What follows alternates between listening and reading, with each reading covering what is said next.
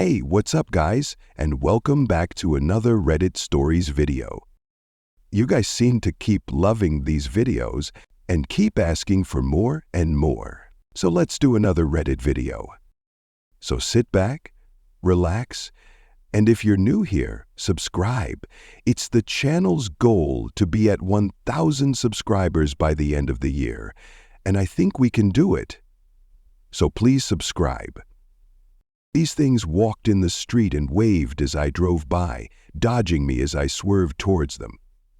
I reached the hotel but realized I still needed to pick up the highly recommended high-powered flashlights. Luckily for me, there was a Walmart about 3 minutes away from the hotel. I made it there without trouble and got in and out in about 5 minutes flat, with no interruptions from the stalkers of my worst dreams.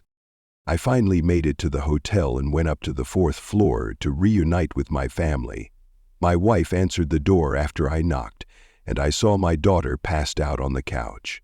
I told my wife I had seen the things, which we're going to call smilers from this point on the street on my way to the hotel. My wife reported back to me that nothing of concern had happened at the hotel. This gave me a well-needed sense of peace, as I was starting to feel suffocated by fear and paranoia. My wife and I had both fallen asleep on the couch, our daughter in the large lounge chair to our left. I was awoken by a tapping sound coming from the proper bedroom around 3 a.m. Upon opening my eyes, I knew there had been a blackout. I quickly darted up and grabbed a flashlight and headed into the room, and when it was clear, I walked towards the drawn blinds. The room had been filled with discarded clothes, which framed a space the size of a privacy. The only thing I could think of was how someone was knocking on a 4th-floor window where there was no balcony. I quickly opened the blinds to an empty window. I breathed a sigh of relief, but perked back up when I heard my wife loudly whisper my name. I rushed back to the living room and saw movement in the crack between the curtains on the door to the balcony. I told my daughter to cover her eyes and approached the window. I kept the flashlight pointed forward as I inched towards the covered sliding glass door. When I reached it, I flung the curtains open and shined the light forward, directly on the 3 grinning individuals that stood before me. The hot tempe didn't seem to affect them at all. It was at this time, though, that I finally got a good look at them. They were dirty, as in their hair was ratty and knotted up. They had junk in the corners of their mouths. Their clothes were tattered and torn, with dirt stains all over the place. Their teeth were unkempt, for the ones that even had all their teeth. The men who sported facial hair did so without any touch of style. Beards were bushy and spotty. The main thing I noticed was their eyes, though. Through all of this filth, each and every one of their eyes shone bright in the reflection of the flashlight. I don't know how I hadn't noticed it before. Surely their eyes glistened in the dark. They were mesmerizing. I found myself just standing there looking into one of their eyes when my wife spoke my name in the same tone. I snapped out of it. I asked loudly what the fuck they wanted with me and my family. I was actually met with a reply. The woman on the left spoke very matter-of-factly when she said, "We just want you and your wife. Then we'll come for that pretty little lady." I hadn't expected a response, so I was stunned. I didn't know what to say. I sputtered out a pathetic, "Why?" "Because it's time. You've lived here long enough, and now it's time for you to really come home," said Don. "Come home?" I had no idea what she was talking about. Just as I was about to reply, each of their heads turned to their left, and they looked past me at something in our room. I looked behind me and saw a pair of glowing eyes in the bedroom. It had tapped on the window from the inside. I had no idea where it could have went after tapping without me seeing it. My wife screamed, and I ran to shut the door on this smiling intruder just as it began to take a step towards us. Just then, the power came back on. I was alerted of this by the microwave beeping, and just like that, the smilers on the balcony were gone. I kept the bedroom door closed anyways. After a moment's reflection, I made a deep decision. I told my wife we needed to get out of the area. It seemed as though they would only show up during the blackouts. I didn't know if they could control the blackouts themselves, but it didn't seem so. Otherwise, why wouldn't they just finish what they came to do in all one attempt? We agreed that we weren't safe at the hotel anymore and packed our things. On our way out, the clerk who had checked us in asked what was going on. I don't remember exactly what I said, but it was something about the blackout. His response to me was, "What blackout?" I didn't stop to explain. Explaining a bit more, Miller explained that the problem was there was no actual problem. It was a sense of overwhelming sadness, like never feeling good enough to be enough. Before getting the hell out of Dodge, I thought it would be a good idea to go past our house to see if anything had happened there in our absence. As we drove past, we saw the front door and every window on the first floor wide open.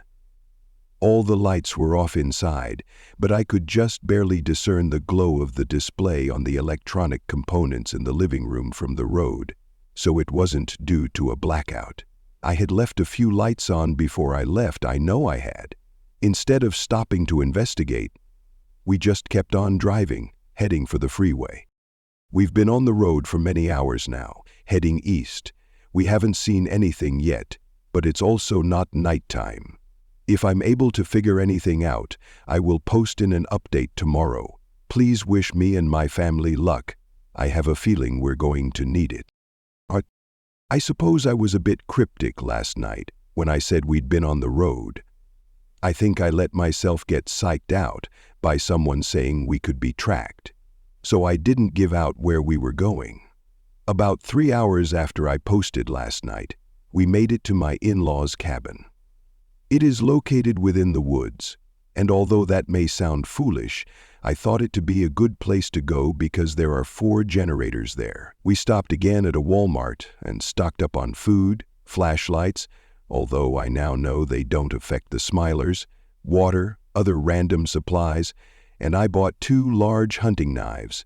As someone said, knives don't run out of bullets.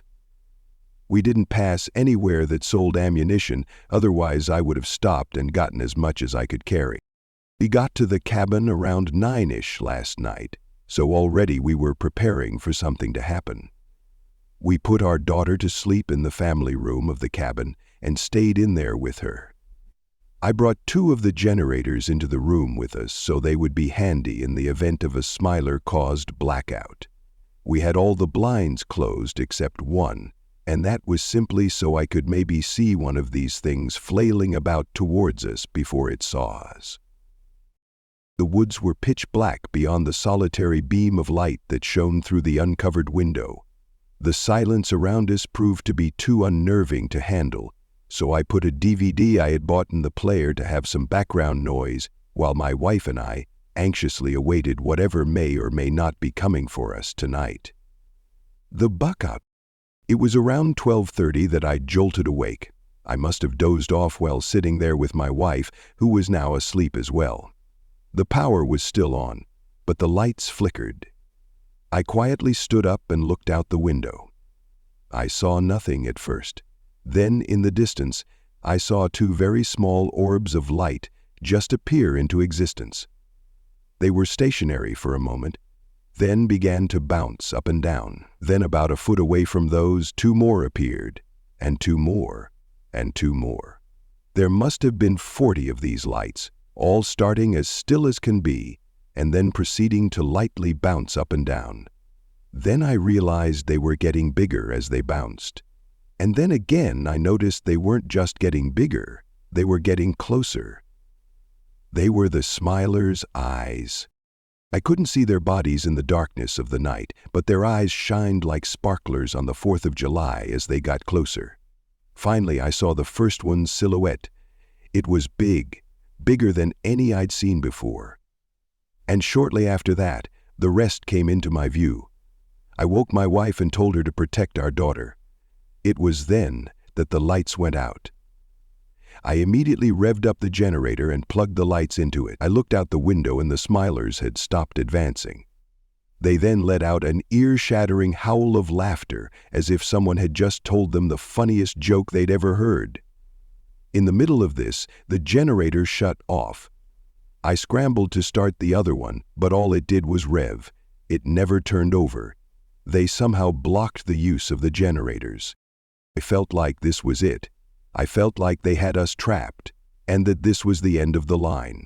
I took my phone out to hopefully, as you guys suggested, take pictures for proof, and maybe to leave something to let anyone know what happened to us. I began taking picture with the flash on my phone. I pretty much just mashed the screen over and over, taking as many as possible. They dragged us outside and closed, and we walked out of their hut. The scariest thing was, with each flash, I could see them perfectly, and every time I took a picture, they were in a different pose, each one different from the next. It was absolutely horrifying. They then let out another screeching laugh, this one startling me so bad I dropped the phone on the couch I was taking the pictures from. I picked it up, and when I directed my eyes back towards the window, a female smiler was standing there, excitedly waving at me. It was then that we heard all the glass around us shatter, all at the exact same moment. I spun around, and due to the darkness I could barely make out figures crawling through the drawn curtains. Their bodies moved, for lack of a better word, lackadaisically. They kind of threw themselves over the partition, through where the glass no longer was. Luckily, it took quite some time for them to get through. I looked back at the window I was initially in front of, and for the first time I saw a different expression on a smiler's face. She had a look of pure surprise, raised eyebrows with a hand over her mouth. It looked sarcastic, though. I grabbed the gun and fired it directly into the surprised-looking one's face. I fired close enough to the window that it completely shattered, and when the figurative dust settled, there was no smiler there anymore. A wave of confidence rushed over me. Although I was in shock, I'd never killed anything in my life before. I snapped back to reality when I heard my wife softly say my name. I turned around, and there was the woman, smiling, directly in front of me. Only she wasn't smiling. She looked furious. There was pain in her eyes. She struck me with an open backhand, which had way too much power for the size of woman she was, and it sent me tumbling back. The room felt slightly disoriented. I grabbed the knife out off of the table I landed next to and unsheathed it. The woman let out a lone laugh, while the rest of the smilers advanced from the other parts of the house from which they crawled into towards my family and I. I got up, my entire being comprised of nearly all fear, and I decided to go for broke. I lunged at the woman and swung my arm in a stabbing motion. As soon as the knife would have connected, she vanished, along with the rest of the smilers. At the same moment, the lights turned on, and, inexplicably, all the generators began running, including the ones outside. I stumbled forward, nearly falling on my face, dropping the knife to the floor. I immediately got my grounding and rushed to my family's aid. Though stricken to their core with terror, they were unharmed. My wife insisted we immediately leave and get to somewhere more populated. We got in the car and began driving. I asked my wife to look in my phone at the pictures I took, as I told her I wanted to get pictures of them for proof, and so I could show the people of r/no sleep to get their opinion on what we were dealing with. As frustrating as this is going to sound, each and every picture I took last night was black. Not pure black like the camera wasn't working, but black like I was shining it into nothing and wasn't using the flash. There is no other way I can think to explain it. I let a loud "fuck," much to the grimace of my wife. I knew that when they laughed after I took the pictures, it was because they knew they weren't going to turn out. My daughter was in tears still, and I don't blame her. It mattered in my mind as I walked home. There are people outside my windows during blackouts. This started with my child. She was the first to see them. I feel bad for her. She was the first one to experience the terror my wife and I would soon feel for ourselves. It began about a week ago, and I don't know what to do. Me, my wife Kimmy, and our 6-year-old daughter Anna live in a modest 4-bedroom house in a place where we are victim to semi-regular blackouts. Only lasting for a minute or two most of the time, they are more of a minor inconvenience than a true problem. We've been dealing with them for close to 3 years now and have learned to live with them. On the plus side, being subject to somewhat frequent power outages has afforded us a relatively cheap mortgage, but that's neither here nor there. As I said, this began about a week ago. Anna came into our bedroom at about 1:30 in the morning and nudged me awake. I had to look at my phone to see the time because the clock on my nightstand read a steadily blinking 12. We must have had a blackout. "Oh, sorry, Charlie," Bernadette said, looking up from her feet. "What's wrong, sweetie?" I asked, my comforting tone thankfully overpowering the irritation in my voice due to being woken up. "There's a man outside and he won't stop looking in my window." My heart sank into my stomach, and I jumped out of bed, telling my daughter to stay with Mommy. I grabbed a baseball bat and ran to her room, looking out both her windows, and I could see no one. I did a circle around my house in both directions, looking into the distance every which way, and saw nothing out of the ordinary. Just other houses on our block, our backyard as quiet as it could be, and the woods past our fence as peaceful as they ever were. Convinced my daughter had just had a bad dream, I told her I checked and no one was there, and that she could stay in bed with us that night.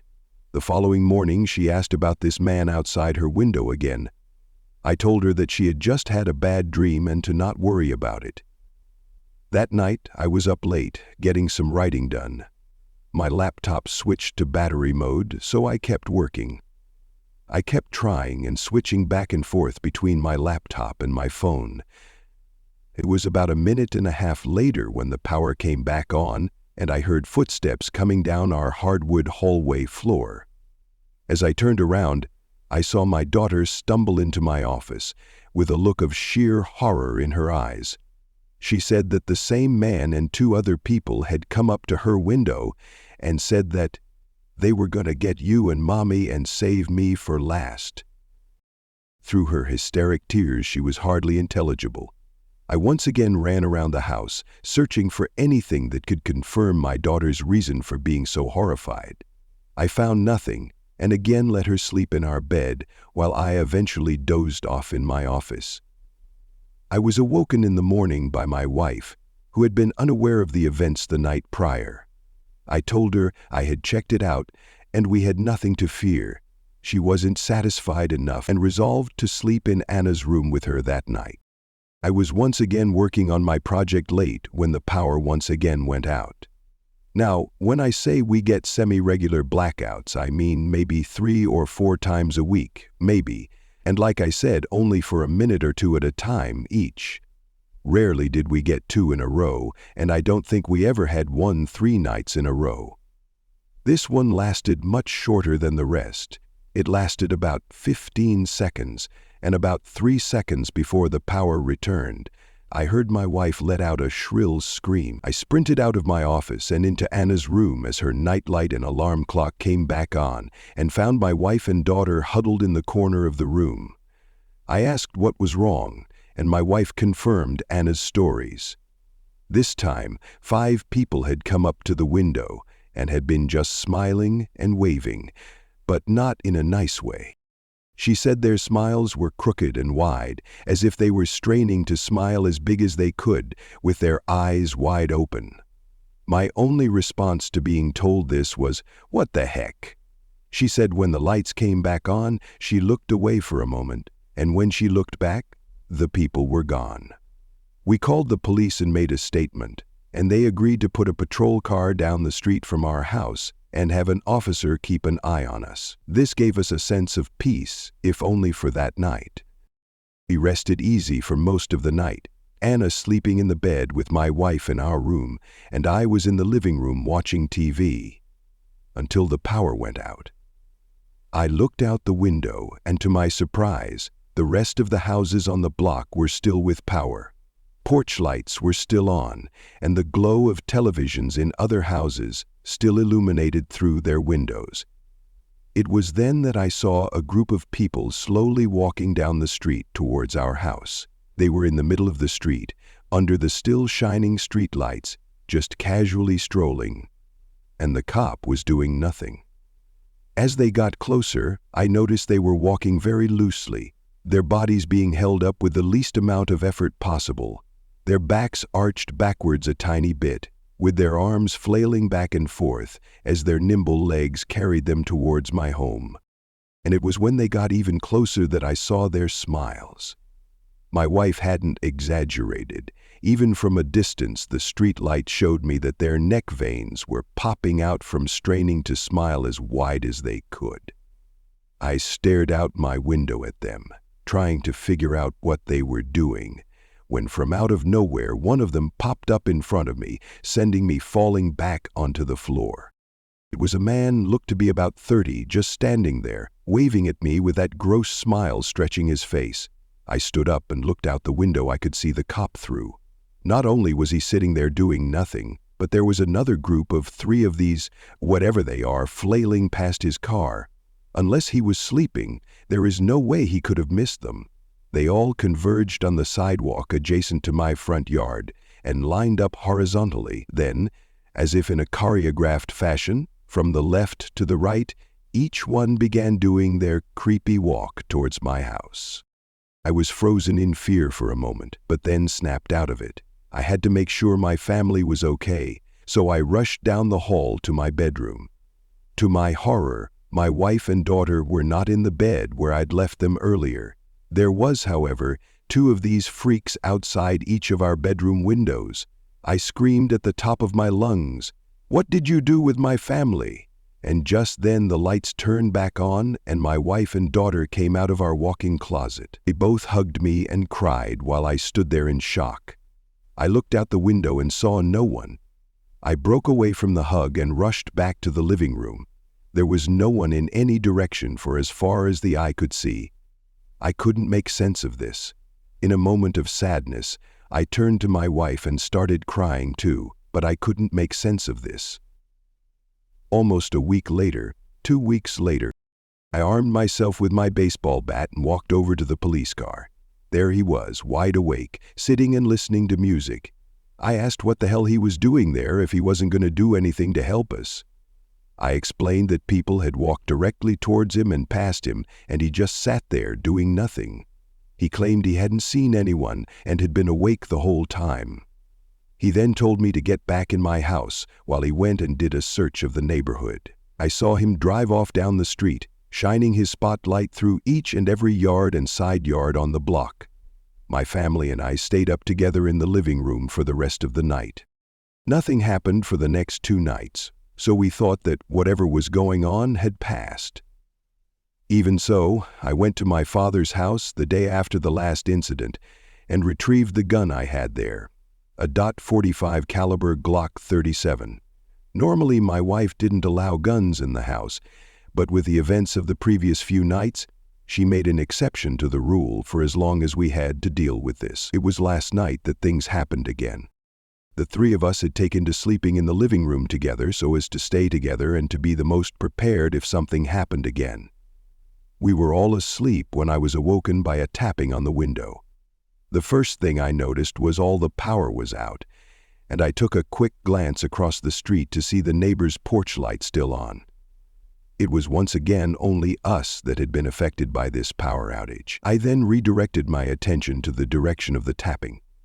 Once I looked, the person in the window stopped tapping and all the while with that disgusting grin, waved to me, as if it was pleased I'd noticed it. I grabbed the gun and showed it to the prowler, but it didn't faze her at all. She just kept right on waving and smiling. I then noticed that there was a large group, between 10 and 15 of these things, lackadaisically flailing down the street. I looked out the other window. An equally large group was coming from the other direction. I knew one thing, and that was I didn't have enough bullets for all these people. They again converged by lining up in front of my house, but this time they all started waving, every single one of them. It stayed this way for about 10 seconds before one in the middle stopped waving and began moving forward. It was doing its loose walk, though this time much more slowly, up the walkway to my door. I ran to the door and told my family, now awake, to stay down and cover their eyes and ears. They heeded the order as I cocked the gun and waited. My plan was to wait until the guy got to the door, knowing I'd hear him come up the creaky wooden steps to my porch, and then swing my door open and find, at gunpoint, what he wanted with me and my family. Sure enough, I heard the creaking of the steps as he surely bounced up each one of the 3 leading up to my porch. His scraping footsteps got closer and my heartbeat raced. I had never done anything like this before, and I truly felt like I wasn't prepared to put a gun in someone's face. The will to protect my family won out, though, and as our doorknob rattled from whoever it was outside apparently attempting to get into my house, I swung the door open, as if it was planned. The very moment the door opened, the lights went back on. There was no one there. No one in the street, no one at our living room window, no one lined up in the front yard. It was as if they'd vanished into thin air. I told my family we were okay, if only for that night. It's the afternoon now, and my wife and daughter have gone to a hotel about 5 minutes away from our house. I made sure they got a room on a higher floor than the first, and politely asked hotel security to keep an extra keen eye on the grounds that night, especially in the case of any blackouts. I've decided to stay at home tonight, so I can do whatever I can to figure out what it is I'm dealing with, and what they want. Wish me luck. Part 2. I took the advice of several commenters and went to the hotel to stay with my wife and daughter. I will admit that I let bravado and machismo fog my view of what is truly important. That being said, I am extremely grateful to you guys for pushing me to go to the hotel, because it was in fact unsafe. My question now, though, is what if these things are following one of us in particular? Anyways, I snapped out of my nerve-induced show of resilience and decided to go back to the hotel. It started during my drive. From my neighborhood, I can essentially take side streets the entire way to the back of the hotel, with the main street being on the other side of the building. As I drove down the street, each street light I passed went out, one by one. The darkness behind me seemed to envelop everything else, even in the moonlight. I sped up, but the darkness caught up to me. I began seeing people walking from the sidewalk towards the middle of the street in that horrible, albeit ridiculous, flail. This just told me that whatever was going on was not limited to my house. Part 4. Okay. So I have some things to report today. Actually, first I have to get something cleared up. In my area, Walmarts do not sell ammunition. I thought it would go without saying that if they did, I would have bought them when I was there. Now that that's taken care of, let me get to the point. Betsy Farrell has recently dyed her hair, and it's said that certain habits keep her young. So it is my mission. Last night, a paranormal researcher came to stay with me at the hotel I was at, and much to my surprise, he brought a priest with him. I chose to get a first-floor room since I knew that being on a different floor didn't hinder the Smilers from getting to me. I kept in constant contact with my wife, who, as you'll soon find out, didn't stay at her parents' house for the night. The researcher, whose name is Paul, gave me an overview of what I was dealing with, and I have to say, some of you guys nailed it. Since it was still daylight, he felt as if we would be okay discussing the situation at the hotel since we were already there, and then we moved back to our house. So, one commenter said that the house was a threshold, and that commenter was right. The priest and Paul agreed that if we were going to get to the bottom of this, we should start at the only place these things haven't evidently been able to enter. The information he relayed to me was to the best of his knowledge of the paranormal. What we're dealing with was a sort of skinwalker ghost hybrid. They inhabitate recently buried bodies, which explains their overall dirty look. As far as what they want with my family and I is still up in the air. The priest, Father John, asked if anyone in either of our families had recently passed, and the answer was no.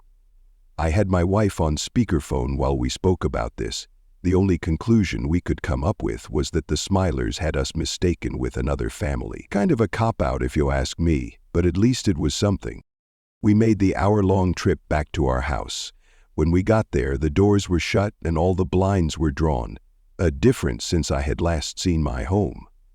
It was on the brink of dusk, so we hurried into the house and made sure the power was on before we ventured past the foyer. The first thing Father John and Paul did was walk around and unplug everything that could be used as a source of light. This pretty much included any and everything that was plugged in. Next, Father John salted all the entryways. Again, I know, I felt stupid for not doing this before at the cabin.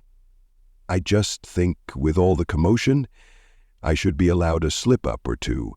I've never dealt with this kind of thing before, okay? While Father John salted, Paul, myself, and my wife put about 150 candles throughout the house. My daughter sat on the couch watching a DVD on a portable DVD player. She knew it would have to be shut off when it got dark. We were taking the advice of a commenter that the Smilers feed off electricity. We got as prepared as we could, given the circumstances. Father John armed each of us with holy relics and kept a small container of holy water on each platform that surrounded us in the living room, in which we put ourselves. Father John. Many people commented to go to places with large populations, and while this is a good idea, it wouldn't have solved anything. If I wouldn't have gotten in contact with Paul, I have no doubt that finding a heavily populated and lit area is what we would have done last night. But it wouldn't be a permanent solution. I wanted to stop this, not just delay it.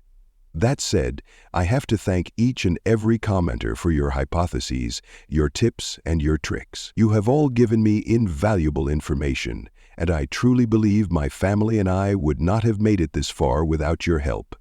I chose the right route, posting this to r/no-sleep. I have no doubt about it. Anyways, the sun set. Night had blanketed over our neighborhood, and I don't know if it was just me and my nerves, but it seemed darker than ever. My daughter had put away the portable DVD player, and we turned off all our phones, except for Father John's, as we figured having one line of communication would probably be a good idea. We basically all huddled in the middle of the living room while my daughter slept on the couch, our house illuminated dimly by the throws of candles we had lit. It was about 1 a.m. when it started. Paul happened to be looking out the window when the streetlights on either side about 3 houses down suddenly went out. He got my attention and the rest of us rushed over.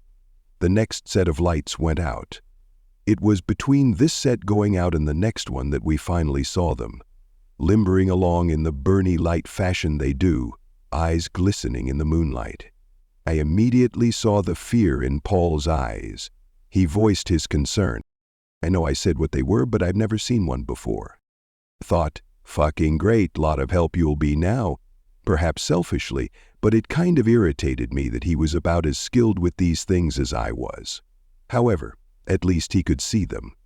I sent my wife over to protect our daughter. Through all of this, their safety was my only concern, whether it seems like it or not. As they approached, I found myself once again frozen, while my eyes locked onto a set of theirs. I was shaken by Father John, and we went to the middle of the room and anxiously awaited them to reach the house.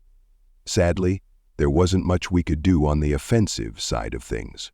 While they slowly flailed their way towards us, I confirmed that both Paul and Father John had seen them, then asked why the cop couldn't. Father John and Paul concluded that it must be the house itself that makes people, besides myself and my family, capable of seeing them. Another semi-answer. I asked Paul if he had gotten any information on the house, and he said he had only had time to do a quick Google search on the property and was unable to delve further into its history and past occupants. I felt like that was where the answer lied. They eventually made it to the yard, and that's when they stopped walking and began waving, smiling all the while. All but one. It was the female that had let out the laughter the night before. She just stood there, back arched backwards, arms hanging behind her. She was expressionless. She hobbled her way up to the front door and knocked. Plain as day, as if she was a UPS driver, just knocked on the door. None of us moved. Then she pounded on the door, and kept pounding, and didn't stop until my wife screamed, "What?" We were met with silence, until the woman's smiler broke it. Pat shivered, her face paler and tan, then flushed red with the chill of sweat. "Ain, it's time for you to go," Father John responded. "This is not your home. This family owes you nothing. Be gone." The smiler let out the same shrill laughter I'd heard the night before. It was horrifying, and a sound I will never be able to forget. The other smilers crept up to the windows, all but one of which was covered by curtains. They started banging on the windows, but not breaking them. Now that I think about it, even their walk was less exaggerated than it normally was. I believe whoever said it was right. They do in fact feed off of electricity. They weakly banged on the windows while their female leader gave us a warning. People not keep him out of where he belongs forever. Father John asked who, and then it was over. The smilers were gone, and the streetlights came back on. We all breathed a deep sigh of relief. But yet again, I was met with more questions than answers. Why was it time for us to go? Who was I keeping out of where he belonged? I felt the answers lied in the history of the house. Now, I love my wife dearly. She and my daughter are my everything. But even with the warnings I had stressed to her, she made a stupid ass decision. For whatever reason, while we were all collecting ourselves, she walked over and opened the front door, presumably to check the porch and verify the female smiler was gone. Don't ask me why. I will never know what compelled her to do something so fucking ridiculous. As soon as she turned the knob, Father John yelled, "No!" But it was too late. The door flew open and pinned itself against the wall behind it at the same time the streetlights went out again. There stood the female smiler. Only she wasn't smiling. She looked rabid. She was breathing heavily, her eyes were popping out of her head, and her fists were clenched as she, for the first time I'd ever seen a smiler do, leaned forward. She looked down at the archway of salt. "Move, the salt, and we will show you mercy." Another, briefly read, cut to the chase. Red and black. "Mercy for what? What have they done?" pleaded Father John as he held up a rosary. He moved closer, and his presence did seem to have an effect on the smiler, who returned to her normal position, back arched backwards, arms hanging. "We have been nice enough. You have been the one to take issue," she said, as she flung her arm up and pointed her crusty finger at me. All I could think was, no shit I took issue. Dirty ghost, zombie, demon, limp walker assholes have been trying to take my family to do God knows what. With great kind truth, Father John retorted, "You will not haunt this family into submission." She stood there in silence for a moment. I am typing this about an hour after the events I've just described. But as she began to speak, as soon as the sun is up, Paul and Father John are going to go out and do their research, and she disappeared. My family and I are going to stay in our home, guarded by the salt which seemed to do the trick. The street lights are going to make sure to keep all electricity, and the light poured in through the door as we uncovered the smilers potentially charged during the day. We all stayed where we were for what felt like an eternity. I will relay the information I get to you tomorrow, as well as my wife went over to comfort her. May not occur tonight. The three of us men reconvened in the middle of the living room, but for the first time throughout all of this, we needed to know about this house in order to figure out what to do about this problem. Once again, thank you all for your help and well wishes, and as always, wish us luck. Part 6. Well, my family and I spent the day at home, and it was ultimately an extremely boring day. Father John and Paul were out doing their research while we, essentially, sat in silence all day. We had been advised to use as little electronics as possible, so that took out any kind of entertainment we had, save for board games, which, to be honest, we've become too accustomed to technology to have that entertain us for any real length of time. RO Science Lab. Father John and Paul got back to our house at around 3 in the afternoon, and they came with information. Our house was built in 1955, and no, the land was not once a cemetery or ancient Indian burial ground or anything. The problem lies in a past resident. When we got the house, we knew it hadn't been lived in quite some time, nearly a decade. This was attributed by the realtor to the constant blackouts in the area. Apparently, houses in that neighborhood stayed vacant for quite some time before someone who decided they could live with the blackouts came across them. The last occupant of the house was a man named Lee Ruchel, pronounced Rickle, and his family, which consisted of his wife and daughter. Lee and his wife Georgia were elderly, and their daughter Carrie Ann stayed with them to take care of them in their old age. That's the end of the story. If you have hooked up till here, then hit like button and comment down your views. Also, if you haven't subscribed yet, then do support me by subscribing, so you may not miss